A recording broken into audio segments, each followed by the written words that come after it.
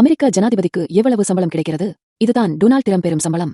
Donald Trump மீண்டும் white house, அமெரிக்க குடியரசுத் தலைவர் மாளிகை திரும்புகிறார். ஆனால் அமெரிக்க ஜனாதிபதியின் சம்பளம் பலர் எதிர்பார்ப்பதை விட அதிகமில்லை. அமெரிக்க சட்டப்படி ஜனாதிபதிக்கு ஆண்டுக்கு $4 லட்சம், தோராயமாக 3.3 கோடி ரூபாய் சம்பளம் வழங்கப்படுகிறது. மாதத்திற்கு இது $4 லட்சம், தோராயமாக 3.3 கோடி ரூபாய் சம்பளம் வழங்கப்படுகிறது. மாதத்திற்கு இது $33,000, சுமார் $27 லட்சம் ரூபாய் ஆகும்.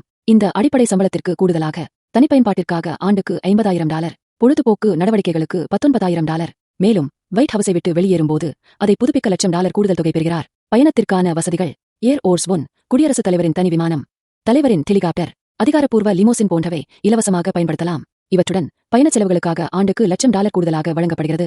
டொனால்ட் டிரம்பின் தனிச் சொத்து மதிப்பு எவ்வளவு?